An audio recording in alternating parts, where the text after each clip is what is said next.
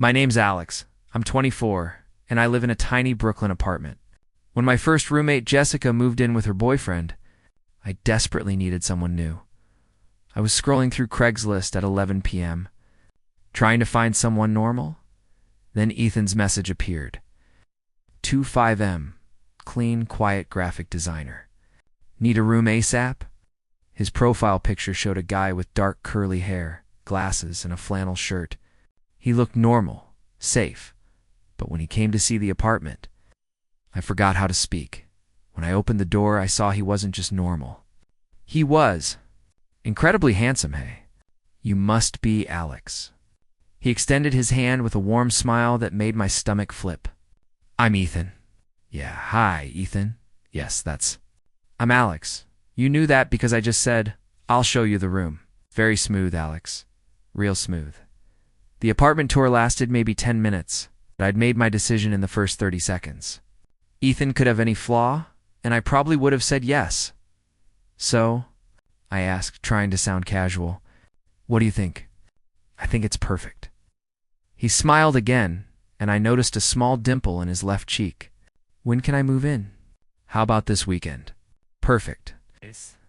Living with Ethan was both the best and worst decision of my life. Best because he was genuinely an amazing roommate. He cleaned, he cooked sometimes, he had great taste in music, and he laughed at my jokes. We fell into an easy rhythm coffee together in the mornings, occasional movie nights, random 2 a.m. conversations about life and philosophy. Worse because I was attracted to him in a way that made me feel like I was losing my mind. Every single day was torture. Ethan. Walking around in sweatpants and a tank top? Torture. Ethan stretching after waking up, his shirt riding up. Torture. Ethan. Coming out of the shower with wet hair, smelling amazing. Absolute torture. Are you okay? My best friend Riley asked over drinks one night. You seem stressed. I'm fine. Is this about your roommate? What about my roommate? The fact that you're obviously obsessed with your hot roommate, but won't do anything about it because you think he's straight. I choked on my beer. I'm not. How did you? Alex, you've mentioned him 14 times since we sat down. 14. And you get this look on your face like a sad puppy. He's my roommate. I can't just have you asked if he's into guys. No, that's weird. Hey Ethan, quick question. Do you like men? I can't do that. Riley rolled her eyes. Then, I guess you'll just suffer. And suffer I did. The thing is, Ethan did things that made me wonder. Little things that I probably read too much into, like the way he'd sit close when we watched TV together. Close enough that I could feel the warmth of his body, or how he'd touch my arm when he laughed at my jokes. His hand lingering just a bit longer. Or that time I was stressed about work, and he made me dinner and gave me a shoulder massage that almost killed me. You're so tense, he'd said, his hands working on my shoulders. You need to relax more. Relaxing was impossible when his hands were on me. But I wasn't about to tell him that. Then there was the gym situation. Ethan started going to the gym regularly, about a month after moving in, and the results were very noticeable. He'd always been lean, but now he was developing actual definition shoulders. Arms, abs that I tried very hard not to stare at when he'd walk around shirtless, which he did. A lot, dude. Is the AC broken? I asked one warm evening when he emerged from his room wearing only basketball shorts. Nah, it's just hot. He grabbed a water bottle from the fridge. Does it bother you? I can put a shirt on. No, I said too quickly. I mean, it's your apartment too. Be comfortable? You sure? You're looking at me weird, 'cause you look like you were sculpted by angels. I thought, just tired, I said instead. But the weirdest thing, the thing that really messed with my head, was when I came home early from work to find Ethan on the couch. Laptop open, watching what was very clearly gay porn. He slammed the laptop shut the second he saw me. You're home early, he said. Face red. Yeah, meeting got canceled. Tried to act normal. I'll just go to my room. Alex, wait. But I was already gone, closing my bedroom door and having a small crisis. Was Ethan gay? Bi, just exploring. I immediately texted Riley, emergency. He was watching gay porn. Riley, asterisk, and me. And what do I do with this information? Riley, literally anything except hiding in your room like a coward. Asterisk. Wasn't wrong. It happened on a random Thursday in October. I'd gone to a work happy hour that ran late, and I came home around 11 p.m., slightly buzzed and ready to collapse. The apartment was dark except for the light under Ethan's bedroom door. I was halfway to my room when I heard it. A sound. A very specific kind of sound. My brain short-circuited. I should have kept walking. Any reasonable person would have kept walking. But I stood there in the hallway, frozen. The sounds continued, soft breathing, a quiet moan. I should leave. I should definitely leave. I took a step toward my room. Then Ethan moaned again, and I heard my name. Wait, did he just Alex? He breathed. Barely audible. Oh my God. My drunk brain had a terrible, impulsive idea. I knocked on his door. The sound stopped immediately. Yeah. Ethan called out, voice strained, "Can I come in?" A pause. A long pause. Maybe give me a minute? I heard you say my name. Silence. The kind of silence that might swallow you whole. Then, fuck, can I come in? I repeated. Another pause, then doors unlocked. My hand was shaking when I turned the knob. Ethan was sitting on his bed, shirtless, a blanket pulled over his lap. His face was flushed, his hair messy, and he looked mortified. "This is not how I wanted to have this conversation," he said. "What conversation?" "The one where I tell you I'm bi, and I've had a massive crush on you since I moved in?" He laughed nervously. "Surprise?" My brain was processing. You were... Yep. Thinking about me. Yep. And you want to have a conversation about it now? I mean, you kind of forced it by knocking in the middle of... He gestured at himself. This. Fair point. I sat down on the edge of his bed. For the record, I've had a crush on you too. Ethan's eyes widened. What? Since the day you moved in? I've been losing my mind for 3 months. Are you serious? Do I look like I'm joking? We stared at each other. The tension was thick, so Ethan said slowly, "What happens now?" "I don't know." "What do you want to happen?" He looked at me, then down, then back at me. I was kind of in the middle of something. My heart was pounding. "I know, and you're still here. I'm still here, Alex." His voice dropped lower.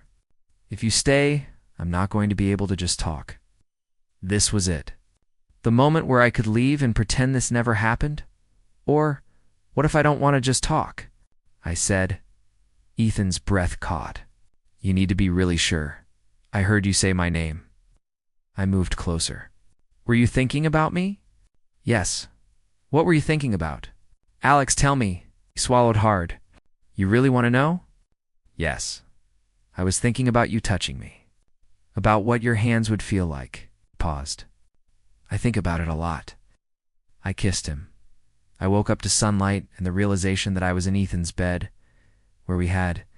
"Oh God, you're awake." Ethan's voice came from beside me.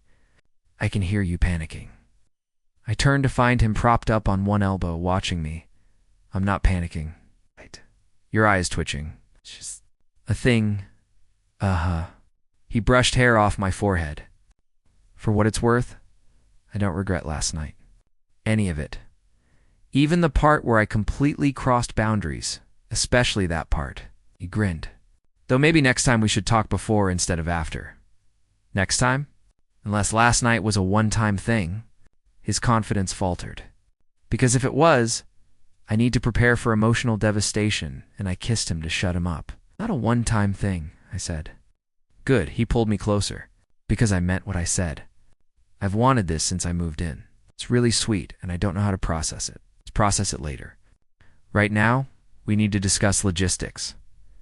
"Logistics?" "We're roommates who just slept together. We need rules, boundaries. What happens if this doesn't work out?" He was right. If things went south, one of us would have to move out. But looking at him, I couldn't care about logistics.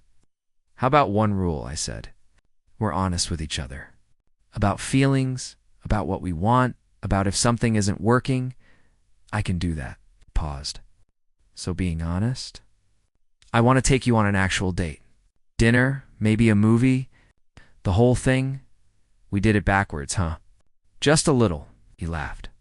But I don't want you to think last night was just ... I actually really like you, Alex. I really like you too. The words felt terrifying and liberating. Even though you leave dishes in the sink and steal my hoodies, you noticed? Ethan, you're wearing one right now. He looked down, genuinely surprised. Oh, so I am. It looks better on you anyway. We spent the rest of the morning in bed talking, laughing, kissing. I have to go to work, I groaned around 9 a.m. Call in sick. I can't call in sick because I want to stay in bed with my hot roommate. Why not? It's a valid reason. You're a terrible influence. And yet, you like me anyway. He kissed me. Go to work. I'll be here when you get back. Promise. Promise. 2 weeks later, Ethan's friends came over for dinner. Marcus, lawyer with a protective streak, interrogated me immediately. So, Alex, he said, what are your intentions with our boy Ethan? Ethan groaned. This isn't a period drama. I'm serious. He's been pining over you for months. If you're not serious, I'm serious, I interrupted. Very serious. Marcus studied me, then nodded. Good. Hurt him, and I'll make your life miserable, noted. Claire, a woman with pink hair and endless energy, was next. How did you guys actually get together? She asked, bouncing on the couch. Ethan was so vague. I glanced at Ethan, who looked mortified. We had a very honest conversation about our feelings one night. That's the vaguest thing ever, Claire complained. And all you're getting, Ethan said firmly, his face red. Despite the embarrassing stories, the evening went well. As they were leaving, Marcus pulled me aside. For what it's worth, he said quietly, I haven't seen Ethan this happy in a long time. Keep doing whatever you're doing. I plan to. 2 weeks after that, I introduced Ethan to my family. My sister Maya opened the door before we even knocked. Finally, she screamed, pulling Ethan into a hug. You're real, Maya, I hissed. Can you be normal? Absolutely not. Come in, Mom's been cooking all day. Dinner was chaotic. My mom asked about Ethan's family, his job, his interests. My dad simply shook Ethan's hand and said, you make him happy. That's what matters. Maya spent the entire meal telling embarrassing stories about me. But through it all, Ethan fit in perfectly. He laughed, asked questions, and engaged everyone in conversation. As we were leaving, my mom pulled me aside. I like him, she said simply. Yeah. He looks at you like you hung the moon. Don't let that one go. I don't plan to. In the car, Ethan took my hand. Your family is great, he said. They liked you too. Is it weird that we're already at the meeting family stage? Maybe a little. But we skipped traditional dating steps by living together first. He squeezed my hand. I don't think there's a rule book. We just do what feels right, and this feels right. This feels perfect. Our first real fight happened 3 weeks into officially dating. It started with something stupid Ethan made. Plans with his friends without checking with me first. On the same night, I'd planned a special dinner. I didn't know, he said, frustrated. You didn't tell me? I wanted it to be a surprise? Well, I can't read your mind. You could have asked before making your own plans. We don't have to coordinate our entire lives just because we're dating. The words hung in the air, sharper than intended. Right, I said quietly. Because we're also roommates. This is exactly why people say not to date your roommate. Ethan's expression shifted from frustration to hurt. Is that what you think?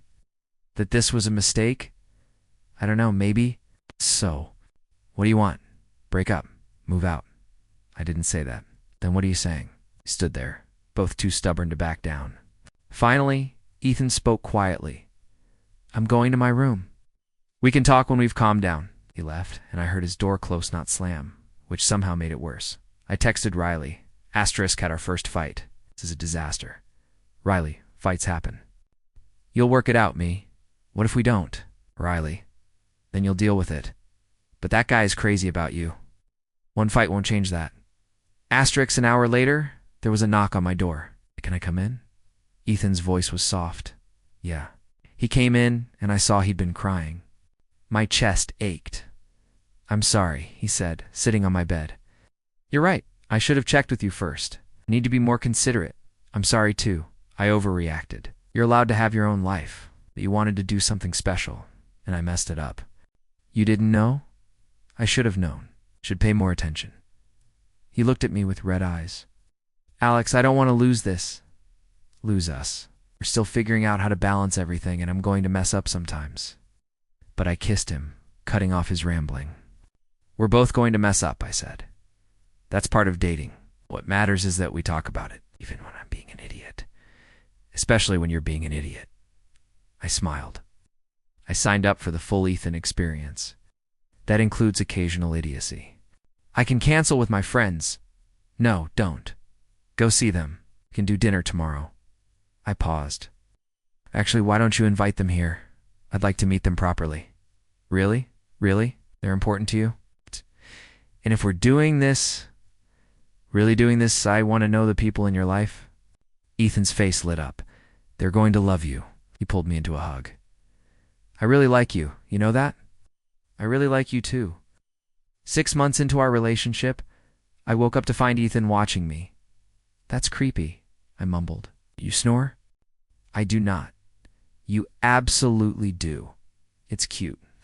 Nothing about snoring is cute. Everything about you is cute. Kissed my forehead. This had become our routinely easy weekend mornings in bed. We should get up, I said, not moving, or we could stay here forever. Tempting, but I promised Riley we'd meet her for brunch. Right, the monthly interrogation. At brunch, Riley took one look at us and smiled. You two are disgustingly happy, she observed. Thank you, I said. I mean it as a compliment. So, have you guys said the L word yet? I nearly choked. Riley, what? It's valid. You've been together 6 months, you've lived together, you've met families. We're not talking about this, I said. Why not? Because it's private. Ethan was watching with amusement. It's okay, he said. We can talk about it. We can, sure. He turned to Riley. For the record, I'm completely in love with him. Have been for a while. I'm just waiting for him to be ready to hear it. My brain stopped working. Riley squealed. Alex, say something. I stared at Ethan. You love me? Of course I love you. How's that a surprise? You've never said it? I was trying to be respectful of your pace. I figured declarations of love could wait. I'm ready, I blurted out. Yeah, I love you too. I forgot. Probably since that first night. I just didn't want to freak you out. Ethan laughed. You're such an idiot. You're idiot, apparently. He leaned across and kissed me, ignoring Riley's whooping. My idiot. 1 year after that first night, we were in bed together. Remember when we tried to keep separate rooms, I said? That lasted 2 weeks before you just started sleeping in here every night. You have the better mattress. Fine. I have the same mattress. Fine. I just wanted to sleep next to you. He climbed into bed. I know. I wanted that too. So this whole thing has been insane, hasn't it? In the best way. Definitely insane. Propped himself up, but I wouldn't change any of it. Not even the mortifying part. Okay, maybe that part. But it worked out. It did. I smiled. It's the best mortifying moment of your life. Smooth. He suddenly looked nervous. Actually, there's something I wanted to talk about. My stomach dropped. That sounds ominous. It's not bad. Ow. I was thinking, the lease is up in 2 months. I know, and I was thinking, what if we found a new place? Together. Not as roommates who are dating, but as an actual couple getting a place together. We already live together. I know, but this is different. This apartment is yours that I moved into. Want something that's ours, that we choose together. He was talking faster now. We could get a 2-bedroom, so we each have space, maybe somewhere with actual sunlight. Yes. He stopped. Yes. Let's find a new place. Together, as a couple. His whole face lit up. Really? Really? You're right. It'll be different. Better ours. He kissed me long and sweet. I love you, he said when we pulled apart. I love you too. It's even when I steal your hoodies, especially when you steal my hoodies. 2 years later, we found our apartment, 3 months after that conversation. A sunny 2-bedroom and park slope with exposed brick and actual counter space in the kitchen. Moving day was chaos. Our friends helped carry boxes up 3 flights of stairs, and by the end of it, we were exhausted, surrounded by cardboard and bubble wrap. "This is really ours," Ethan said, looking around our empty living room. "This is really ours," I confirmed. That night, we ordered pizza and sat on the floor of our new living room, eating straight from the box because we hadn't unpacked plates yet.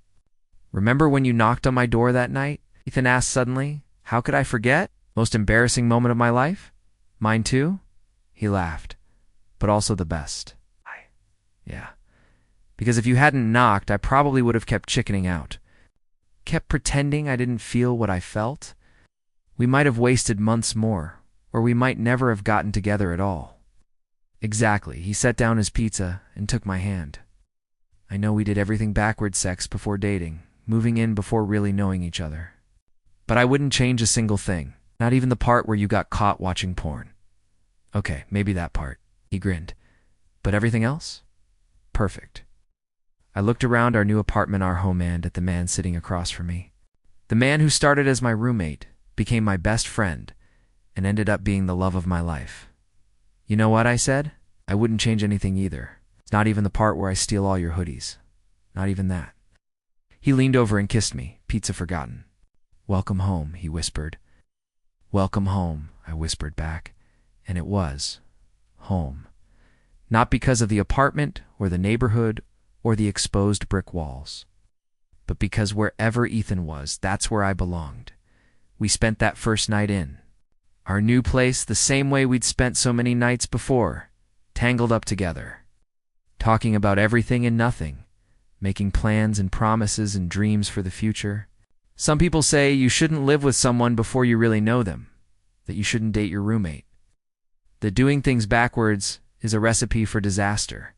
But sometimes the best things in life happen when you break all the rules. Sometimes you knock on a door you shouldn't knock on. Sometimes you take a risk that terrifies you. Sometimes you fall in love with your roommate. And sometimes, just sometimes, it turns out to be the best decision you ever made. Asterisk, asterisk, the end. Asterisk, asterisk, thank you for reading our story. May you all find your own unexpected love, wherever and however it comes. Asterisk.